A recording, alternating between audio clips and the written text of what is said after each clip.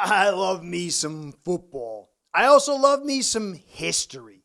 And I just really am always fascinated by the past because it helps not predict the future.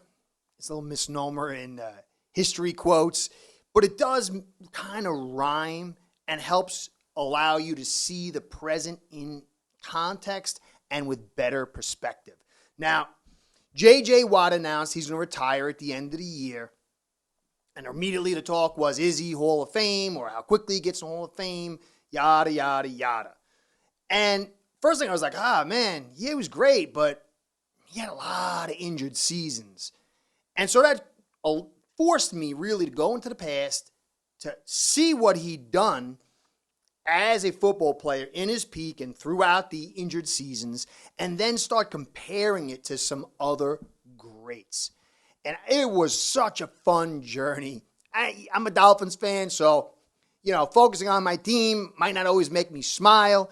But when I pull that focus out and start looking at other teams and the game itself, man, it's such a blast. So I'm going to take J.J. Watt and do a statistical analysis, not a deep one, but I'm going to have little player cards with graphics I spent a lot of time creating, and then show you all these other great players so you can come up with a decision of where he's at and see how good, how great he was in comparison. But in the process, you might go down memory lane and see some other players, what they were able to do, and it might help broaden your understanding of the history of the game and help you see the present and the future better. So, without much further ado, let's get into it. But first, I want to say thank you for stopping by. You guys make this channel happen.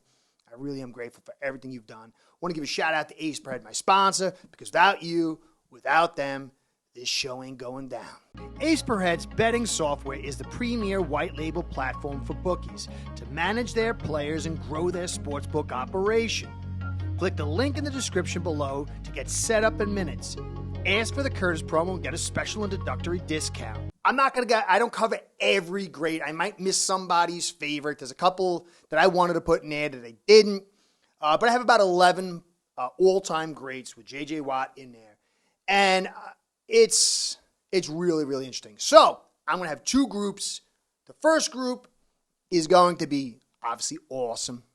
And the second group will be the awesome of the awesome with J.J. Watt following, so you can kind of get your head wrapped around what went down. And I'm going to, for all these players, show best 4 years, the block of what their peak was, big stats throughout their career as well.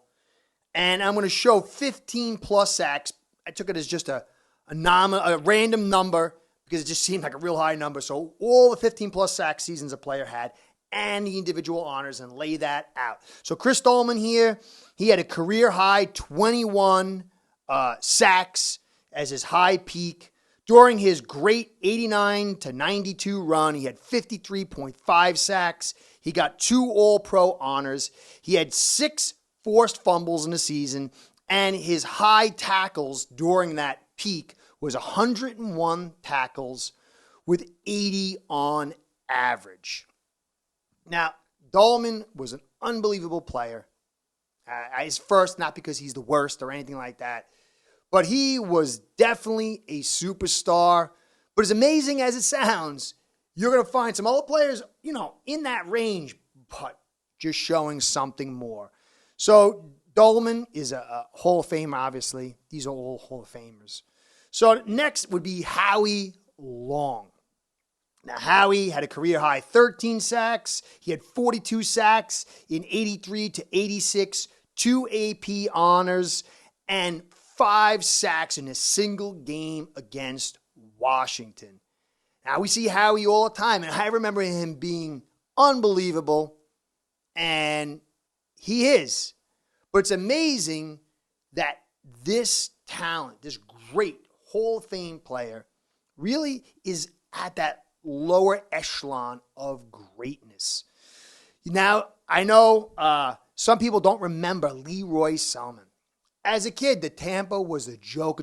I mean, it was even more of a joke then some of these teams today, like unfortunately my Miami Dolphins, they were inept beyond inept. But Leroy Selmon was so special. Now, he's a little different of a breed. He played a lot of inside and outside, and he probably had the worst group around him than anybody else. So let's take a look at Leroy. Leroy had a high of 13 sacks, 44 sacks in 77 to 80, one AP honor, one Defensive Player of the Year honor, but he had 380 quarterback pressures in 9 years. That was 42 per year. Now, it's hard to find stats on some of these old guys. So Howie Long could have had all these little things, but I really couldn't. They didn't keep stats the way they only recently really able to add stats. So I got to put bits and pieces here for you to understand. But 42 pressures along with those sacks is mind-blowing. This guy was so good. It's a shame that a great like this had his career kind of diminished. But in another way, it was magnified by how bad the team was, what he was able to do. Leroy Selmon is such a special athlete. And I wished statisticians from the NFL would go back to these older players and just pull it all together. It'd be so cheap, and it would do so much for the history of this game and for these great players. Now, 85 Bears, Richard Dent, you can see here, career high 17.5 and 17 sacks. 57 sacks in 84 to 97, one AP honor. He had 8 career interceptions and 4.5 sacks versus the Raiders in a single game, 7 forced fumbles in the season, and he averaged 75 tackles per year. That Bears defense was ridiculous, but Richard Dent was one of the biggest pieces. I mean, that was so stacked with Hall of Famers and superstars talent. And I remember just always fearing this defense, and Richard Dent was probably the heart of this defense. You can maybe make the case for some other players, but I just remember him being so special. Now, the last of this group, I know some people are going to get upset, but I got to be honest, is Jason Taylor. Again, this is a Hall of Fame group, and Jason Taylor is unbelievable. A little bit of a hybrid kind of guy, able to do a lot of different things. Super special career. But let's take a look at his stats. Career high 18.5 sacks, 54.5 sacks in 2000 to 2003, 3 AP honors, 1 Defensive Player of the Year. He had a season with 7 forced fumbles, averaged 75 tackles per season. And then later on in his Defensive Player of the Year season in 2006, he had 11 passes defensed and 9 forced fumbles. What an unbelievable year that was in 2006. And if I do recall, it was a year he was really hurt. So Taylor and all the rest, Howie Long, Dolman, Leroy Selmon, Richard Dent, unbelievable. Athletes of athletes, generational. But this next class, I mean, clearly Watt had a much higher output than these guys that you see here, even though they were stellar.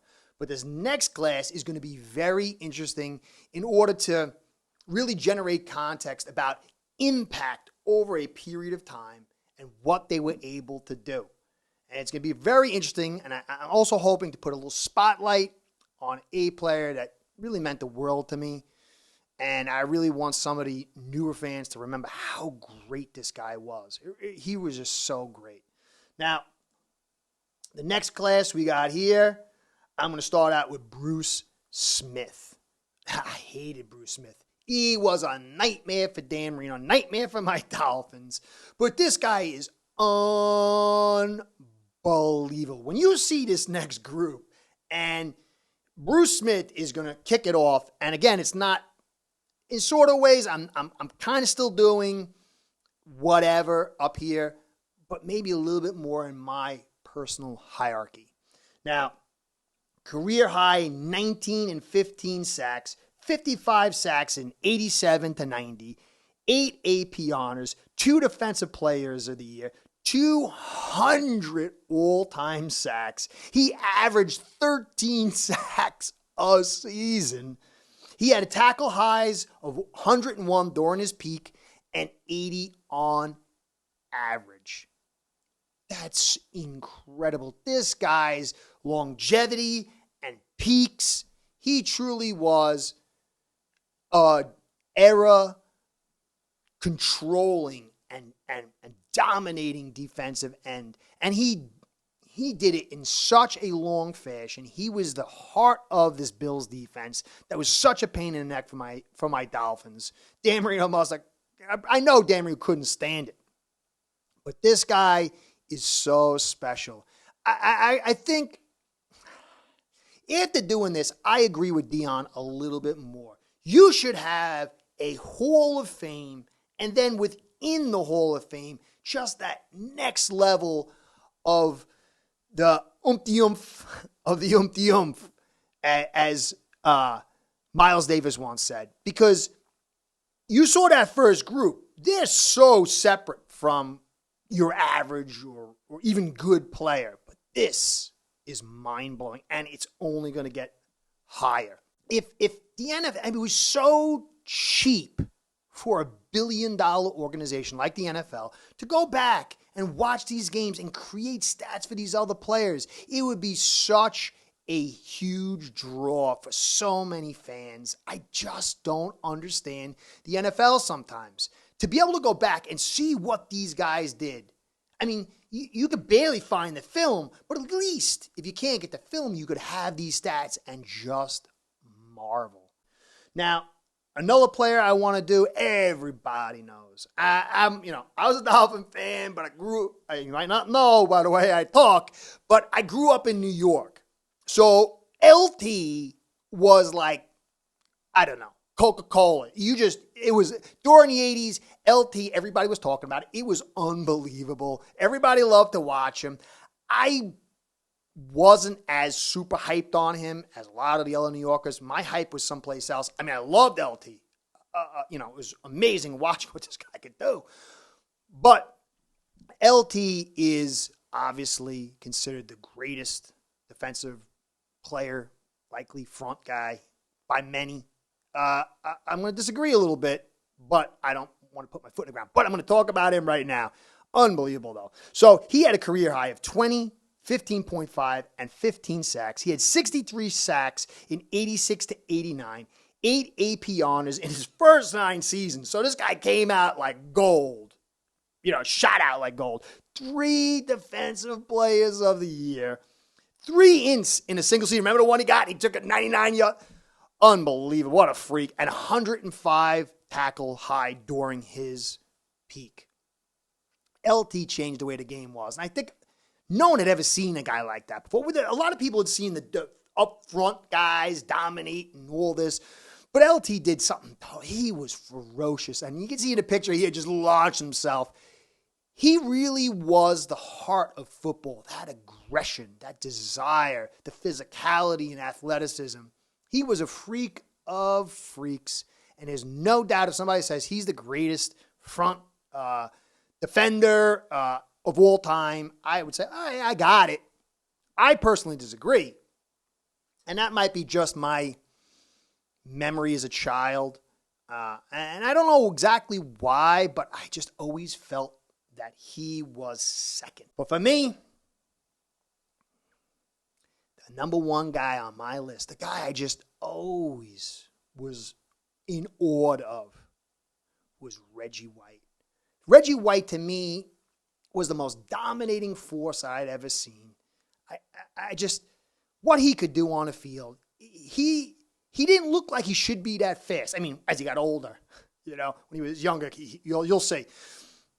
But he was able to do everything and be such a dominating force. To me, I always will have Reggie White as the number one front guy, pressure guy that I have ever witnessed. But he'll be another one will have an unbelievable comparison to J.J. Watt. Now, Reggie had a career high of 21, 18, and 18 sacks, 70 sacks from 85 to 88. 8 AP honors, 2 defensive players of the year, 198 total sacks.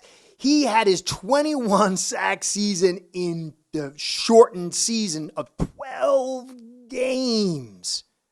He was averaging almost 2 sacks a game, 21 sacks in 12 games. If this guy had a full season, we could have seen something ridiculous. So he also had, during those peak years, 133 tackles and 123 tackles. And he had 13 consecutive Pro Bowls. Reggie White, and see, this is one of the reasons why I take Reggie and go like this over Lawrence. We all know, as Lawrence was putting his head with the towel over it, he was doing some special magic powders to get him activated. And I don't like diminish him at all, but that clearly boosted his ability. Where Reggie White would be smoking cigarettes in the tunnel before, during games. So he was doing something to diminish his ability, and he was still able to do that. It's a shame because I don't know if it even affected him. The guy must be superhuman.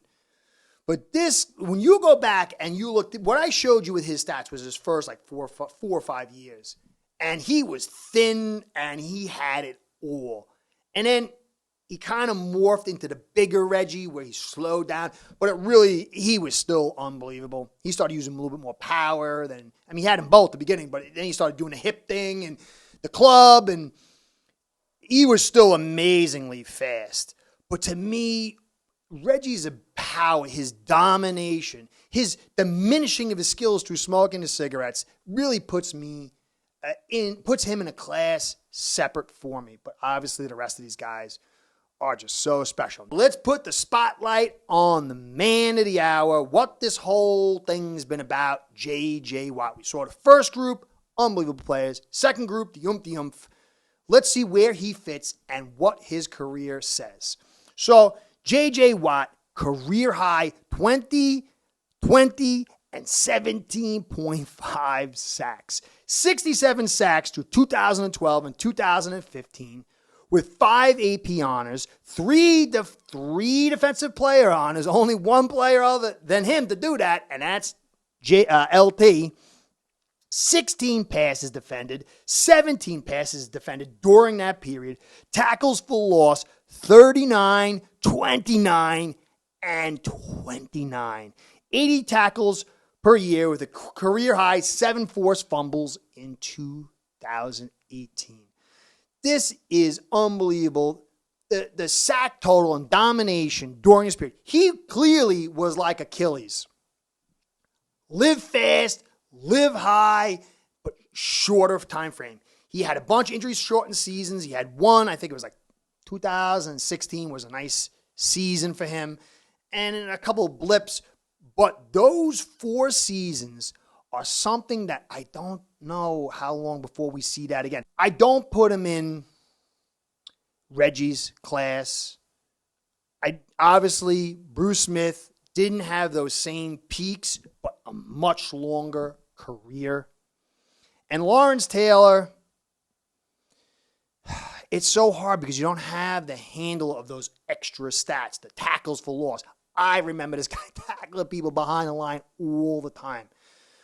But he does clearly fit in this upper top class despite the history of injuries. It was just the whole point of the NFL Hall of Fame is domination over a period, over your era. And for 5 years, 4 years, 5 years, this guy was the best of the best.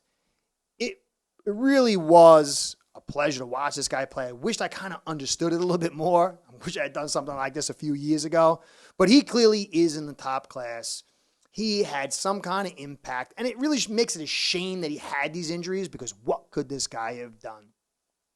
So here you go. Here's your greats of the greats and then the greatest of the greats. And then you have J.J. Watt. What do you think? Where do you think he sits?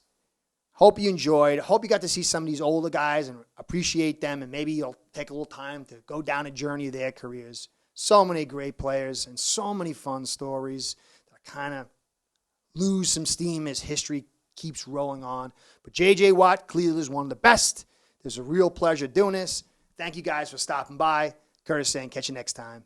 Be well.